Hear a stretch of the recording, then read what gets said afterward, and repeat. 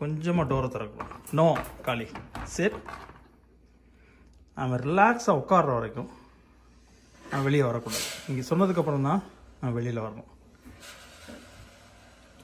Good பாய் காளி, come. இப்போ அமைதியாக அவன் உட்காந்துருக்கான். உட்காந்த பிறகு ரிலாக்ஸ் ஆகிட்டான். கதவையும் நம்ம ஃபுல்லாக திறந்துட்டோம். இவ்வளவு கண்ட்ரோலில் வந்ததுக்கப்புறம் இது ஒரு அப்ரிஷியேட் பண்ணுறதுக்கு. குட் பாய் காளி, குட் பாய் காளி, கம்.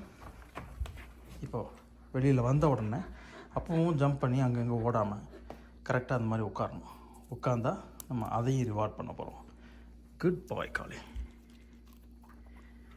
இதுக்கு பேர் தான் பாசிட்டிவ் ரீஇன்ஃபோர்ஸ்மெண்ட். இது ஒரு முக்கியமான எக்ஸசைஸ். குட் பாய். ஓகே, இப்போ அவனோட இடத்துலேருந்து நம்ம எப்படி அவனை கூப்பிடணும்? காலையில் அவன்